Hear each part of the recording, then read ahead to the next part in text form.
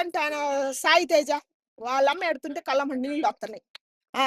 అంత బాగా పెంచుకుందాం వాళ్ళ నాన్న ఆటో. ఆమె కష్టపడి ఇళ్ళలో పని చేసుకుంటదంట. వాళ్ళ తల్లిదండ్రుల కష్టం గుర్తించి కొడుకు మంచిగా చదువుకుంటుండు. సాయి తేజ. సాయి తేజని ఇంత అరేంజ్ చేయటం అవసరమా? ఆమె మొగుడికేదో రోగం ఉందంట. దీనికేం రోగం పుట్టింది? టీచర్ స్థానంలో ఉంది కదా తల్లి. తల్లి స్థానంలో ఉందిగా. అసభ్యంగా మెసేజ్‌లు పెట్టి ఆ అబ్బాయిని అసలు మామూలుగా కాదు మెంటల్‌గా కూడా పిల్లగాడిని మానసికంగా చంపింది. ఆ! ఆమె ఇంకొక ఆమె ఇద్దరు. వాళ్ళిద్దరి పేర్లు నాకు తెలియట్లే. టీచర్లు. డైలీ ఆ! అబ్బాయిలు అమ్మాయిల్ని వేధించడం చూసాం. టీచర్‌ని విద్యార్థులు వేధించడం ఈ విధంగా ఎట్లా చూడొచ్చంటారు? ఇప్పుడు అబ్బాయిలనే ఎక్కువ వేధిస్తుండ్రు.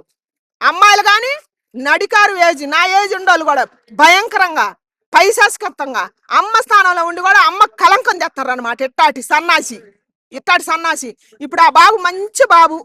యువత ఇంక ఎలా తయారైతారు? ఇట్టాటి మంచి వాళ్ళని కూడా ఉంచకపోతే భూమి మీద చెప్పు.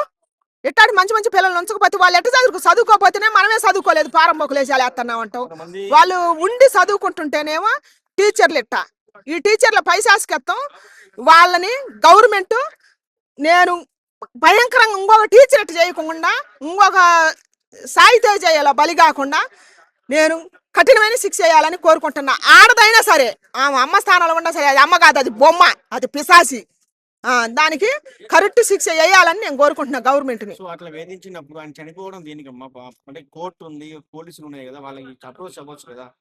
ఆయన అది చిన్నతనం అనిపించింది ఆయన మైండ్కి. అబ్బాయి మైండ్కి మంచి పిల్లగాళ్ళు ఉంటే వాళ్ళకి అంతే అనిపిస్తుంది. అందుకే దయచేసి అమ్మాయిలు అంటే ధైర్యం లేకుండా చచ్చిపోతారు నాన్న.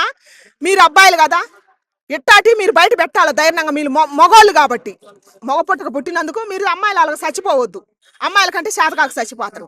వాళ్ళు ఏదో రీజన్ వల్ల చచ్చిపోతారు. అబ్బాయిలు చచ్చిపోవద్దు.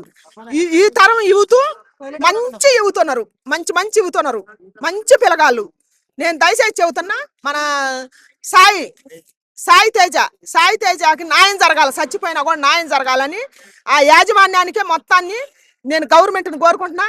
కరెక్ట్ శిక్ష చేయాలని నేను కోరుకుంటున్నా. ఆ తల్లి పరిస్థితి ఏంటమ్మా ఇప్పుడు? అంటే ఇప్పుడు ఆ తల్లి పరిస్థితి, ఆ తల్లి కొడుకు రాడు ఇంకా లేడు. అందుకే దయచేసి కొడుకులు నేను కోరుకుంటున్నా, ఒకసారి ఎవరి కోసమో మీ ప్రాణాలు బలి చేసుకోకాకరి. ఎవరి కోసమో మీరు నీతికి చదువుకోవటానికి పోయినప్పుడు నీతిమంతులు అబ్బాయిలు చచ్చిపోతే ఈ భూమికి ఇంకా మేము నీతిమంతులను తీసుకురావంటే ఇంకెవరు అందిస్తారు చెప్పు? మంచి అబ్బాయిలు పోతే. మన మహిళ గురించి ఏం చెప్తారమ్మా? ఆల్రెడీ ఆమెకు పెళ్ళైంది, ఇద్దరు ఇలాంటి పిల్లలు కూడా ఇద్దరు అబ్బాయిలు ఉన్నారంట. ఆమె అయినా కూడా ఇలాంటివి చేయడానికి ఏంటి కారణాలు ఏంటంట? దానికి సిగ్గు లేదు అనమాట. దాని ఏజ్ కొడుకులు ఉన్నారు కదా. ఇప్పుడు కొడుకు స్థానంలో ఉన్నాడు విద్యార్థి అంటే ఏంది? గురువు అంటే దైవంతో సమానమే కదా. ఏం ఆ దృష్టిలో చూడాల. విద్యార్థి పాడైపోతే ఇప్పుడు ఇంట్లో కొడుకు పాడైపోతే తల్లి ఎంత శిక్షిస్తో గురువు కూడా అంతే చేస్తారు. అది నేర్పాలి. అది నేర్పకుండా ఆమె పైశాచికత్వం, ఆమె కోరిక, ఆమె కళ్ళు చెడిపోయింది, ఆమె మనసు చెడిపోయింది. అది అమ్మ కాదు బొమ్మ, అది ఆడద కాదు గాడిద.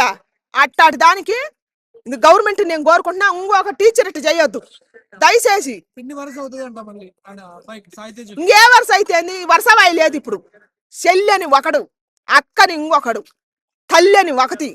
ఆ ముసుగులు వేసుకొని కోరికలు తీరినాక పైశాశ్వతమైన ఆనందాన్ని పొందుతున్నారు ఇప్పుడు ఉండోళ్ళు.